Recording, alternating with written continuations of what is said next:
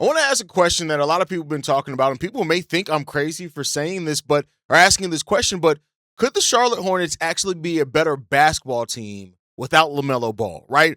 And let me be clear, I'm not saying that they're more talented without LaMelo because they're not. Like, LaMelo has tons of talent, and we all know that, right? He is a complete, probably their best individual player, an offensive engine, all that type of stuff. But that's not the real question, right? I want to talk about, have they become a more stable, a more balanced, a deeper, and a more physical team that's easier to build around now without LaMelo Ball? And the thesis behind this is going to this. Last year, the Phoenix Suns were a better team after trading away Kevin Durant, mainly because they were a better and more complete team. Could the Charlotte Hornets be that this season in the East? We're going to talk about all that and more right after this. Welcome to the number one place for your daily basketball news and analysis, NBA Central. What's going on, basketball fans? Welcome to another episode of the Full Court Podcast. My name is Haize, but more importantly, you guys can follow us at the Full Court you can follow us at the Full Court YT, whatever social media platform we happen to be on. With that said, let's go ahead and get into it for today, man. So, could the Hornets be better without LaMelo Ball? That is the conversation that I want to have here, right? I think this is worth a real conversation, right? When you look at it, for the side that this is a real argument. Charlotte is a much more balanced team on paper right now. And I say on paper because they haven't played a single game and we can't say for sure, right? The roster has a lot more cleaner roles. Brandon Miller is probably now going to get the keys to the team. Coby White is going to be a connector, which he can play, but he's still, bringing that scoring punch. Naz Reid gives them more front court scoring and spacing than what they had before. And now this team is less dependent on a player that's health and availability, and sometimes decision-making was a little bit shaky. Say what you will about LaMelo Ball, and I want to be clear. This in no ways to knock LaMelo Ball as the talent. LaMelo Ball is a very talented player, and I just, a couple of episodes ago talked about the Minnesota Timberwolves and how they could be a forgotten kind of contender in the Western Conference. So I'm not down on LaMelo as a whole, right? I want to be clear here. But when you look at this team now, especially after the acquisition of Dennis Schroeder as well, this team it just makes a little bit more sense. You have your shooter in Kon Knueppel. You have your scorer in Coby White, who can absolutely go nuclear. You got Brandon Miller, who's going to be given the keys. You got Naz Reid. He's probably going to be starting up front with either Ryan Kalkbrenner, Moussa Diabate, or Haize Steinbach.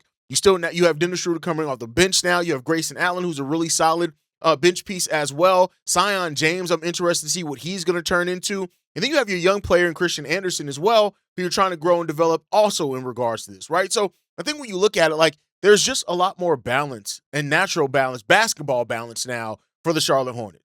But at the same side of that, the side that's against that is that LaMelo Ball was their offensive engine.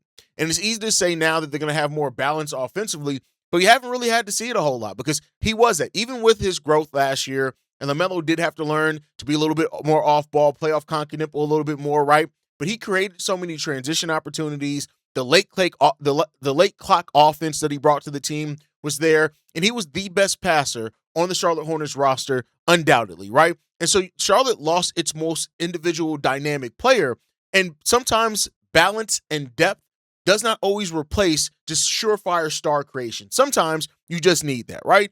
So again, I want to be clear. I'm not saying that the Charlotte Hornets are more of a talented team without LaMelo Ball, but they may be an easier team to organize and an easier team to balance. And I want to get into this, right? The Phoenix Suns comparison, right? The question here is this a smart framing for this team and a framework, or is it just kind of false hope? Can Charlotte follow the Phoenix Sun model after they traded away Kevin Durant? I think when you look at it, the comparison is that Phoenix, they lost Kevin Durant, they became a less top-heavy team, and the roster became more functional around Devin Booker, who was a scorer. You just got pieces that fit better around him, and they were a tough team last year, right?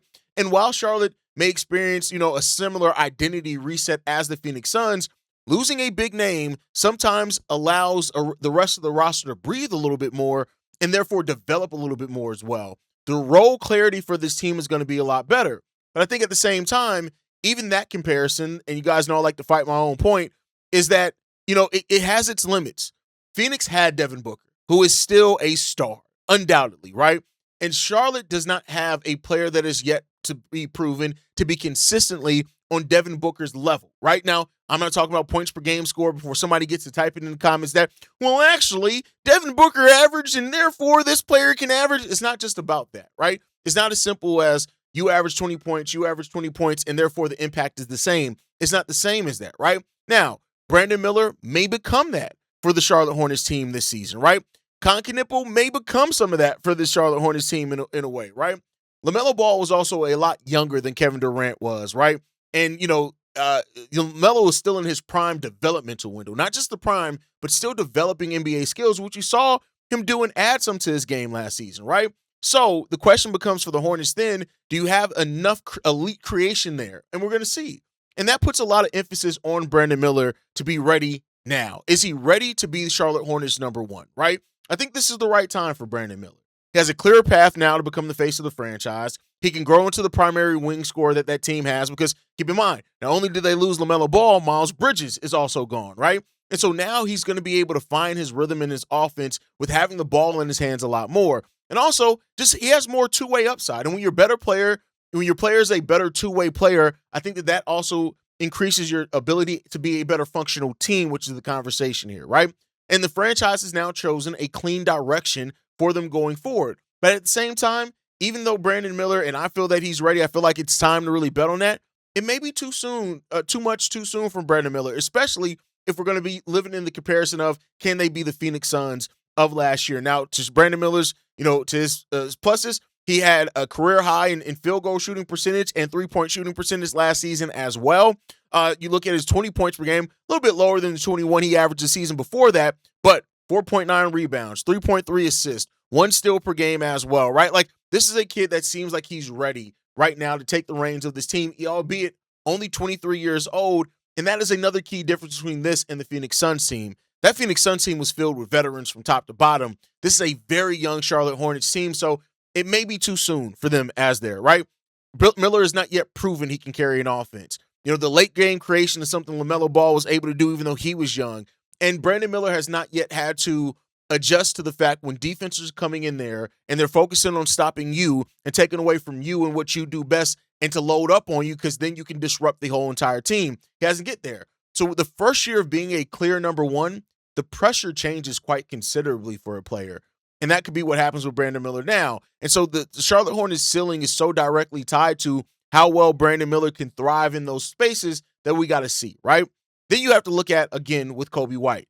Is Coby White going to be enough for this team? Like, Coby is a scorer. As somebody who covered the Chicago Bulls, he often gets miscast as like this elite shooter. He's not that. He's a scorer. And, he can play on ball. He can play off ball as well. He can shoot. He knows how to push the tempo. He rebounds decently well as well for his position. And so his style does create more touches, and it gets you there. He's going to allow Brandon Miller and Kon Knueppel to initiate the offense at times, but he can also do that too if, like we said, defenses load up on Brandon Miller, try to take the ball out of his hands. Now, the thing with Coby is that he cannot replace what LaMelo Ball brought as far as a creator. That's just not there. He's not that level of playmaker that LaMelo Ball was, right? And so because of that, the latent game struggles could be there, and that's also something that Coby has had a problem with. But then you get to the next part of it.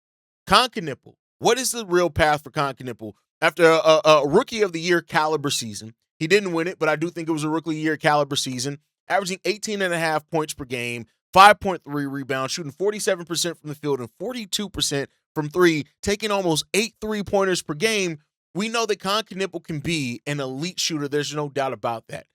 The shooting gravity that Kon Knueppel brings to the court is something that opens up the space for Brandon Miller. It opens space for Coby White. It opens up the space for your bigs. It does a lot of that, right? And it gives the Charlotte Hornets a movement shooting weapon that can do so much in moving without the ball consistently, right? And if he takes a second-year leap, the offense is going to have a real foundation with him and Brandon Miller and other players. And I also think, he's a little bit underrated as a player that can be a connector and not just a shooter. But at the same time, putting a lot on a player in their second year, albeit one of the a great second year that Kon Knueppel did have, it's going to be a question in regards to that and how consistently he can do it. And then you get the Naz Reid piece. Now, this team being a young team, a veteran like Naz Reid could become so important for this team and making this new Hornets build end up working, right? Naz Reid gives them front court scoring. He can space the floor at time. He can punish mismatches. This is a guy that has no fear in regards to it, and his solid two-way play as well is going to help them get out in transition, those type of things. But now he's going to have to prove that he's more than just a six man. And that's what Naz Reid has been able to do. Starter level responsibility is different. No matter how many minutes you play coming off the bench, a starter level role and a starter level responsibility is just different. His defense is going to matter more than effort, especially on this team right now, right? And so they're going to need consistency from Naz Reid on both sides of the ball. If he's prepared to do that and bring that consistently for this team, it's going to be good, right? If Naz Reid ends up being a solid rotational big, that's good. It can still help this team. But if he can turn that from what he was before into now a more consistent starter, man, is the sky the limit for this team. Naz Reid may be the difference between this team looking like a reset and then looking more like a retool, right? And that's what he did. Can Naz Reid do the Dillon Brooks type thing there? Like, can he have that level there? And then that gets us to the point, especially after mentioning Naz Reid, the defense. Is the defense going to take on a new identity without LaMelo Ball? Royce O'Neal gives them toughness. Grayson Allen gives them toughness. Naz Reid gives them toughness. And so now you have players that are tough on the defensive side of the ball that can help establish a defensive identity for this team that is hoping to get into the playoffs. And that's there, right? And if you're able to do that for this team, they're able to do that. And God forbid also Dorian Finney-Smith somehow regains what he was looked at least defensively before, you then have a defensive rotation that's there. But you're going to have to prove it. Nobody's going to give it to you, or you're not just going to be able to take it, right? So you're going to have Brandon Miller become a better two-way player, right? Coby White and Kon Knueppel are going to have to hold up on the perimeter enough and not just be, pick and roll, standbyers in regards to that one, right? If the Charlotte Hornets have an average defense, I think that, they can still go far. But if they can really establish an above-average defensive system and scheme with these players, man, does it go really far for them. So the question now for the Charlotte Hornets, to kind of wrap this all up, is did the Hornets raise their floor but lower their ceiling? And that's the question that you have here, right? Because I think the side of this that you have to look at is that LaMelo Ball clearly gave them a higher ceiling. That is what star power does. But the new roster that they have here and the balance that they have could give them a higher floor, which then it could all come out in the wash, or maybe they even come out better than that, right? They are deeper. They're less fragile. The roles are cleaner. There's more balance to this team, and this team may find a way to play more sustainable basketball over 82 games. But at the same time, the NBA is powered by star power. That just is what it is. Now, maybe Brandon Miller becomes that star here. Maybe he does that. Balanced teams sometimes can get exposed because you don't have that player that can take over the game. Can Brandon Miller, can Kon Knueppel, can Coby White, can they do that? Can you have enough of that between the three of them to where you're able to replace what LaMelo Ball was able to do? That's there. I think that at a base, Charlotte Hornets can be a very competitive team this year, but they can also be a scary team this season as well, depending on how things shake out, right? And so we'll see. Like, they can end up being a play-in team that doesn't go far, doesn't make it into the playoffs, or they can be a team that we look at and say, depending on the matchup, or even if you don't have them winning a playoff series, that they can make it a very tough opening playoff series for any team in there. So here's the thing. Is this team going to be a surprise team, or is it going to be that step back that many people are predicting for the Charlotte Hornets? I think people are predicting them to fall apart, and I just don't think that's going to happen. I think the depth of this roster, the balance of this roster, I don't think that they're going to fall apart without LaMelo Ball. I just don't think that. And maybe that's me being naive. It can come back to blow up in my face, but I don't know, right? The chance of them taking a step back is there. And in no way am I saying, anybody's crazy for thinking they're taking a step back. There's no way the Charlotte Hornets take a step back. No, because the step back there is real. Brandon Miller may not be ready to carry everything. Kon Knueppel may have a sophomore slump. Coby White may prove that he's not going to be there. Maybe you don't have health on this roster. Maybe the bench depth doesn't end up being what it's going to be. We don't know for sure. But I'm just looking at the Charlotte Hornets team, and I'm saying I don't think you can completely count this team out. They're less explosive, but more balanced, and more balance may end up them being a better playoff team. Now, this is a very deep Eastern Conference. So, in the Eastern Conference has gotten more star power every single day, over the course of this offseason. So we'll see how that works out for this team. But I'm for one, not going to count out the Charlotte Hornets. But I'd love to hear from you guys on this one. How do you feel about this? Do you think that the Charlotte Hornets could be like the Phoenix Suns were last year, where they lost a star but got better as a team? Or do you think this is a team that's destined to take a major step back this season? Let me know what you guys think on that part down below. Make sure you guys like the video, subscribe to the channel, hit that notification bell so you never miss an episode. You can follow us at the Full Court YT. on every social media platform. You can send us any feedback, questions, comments, concerns.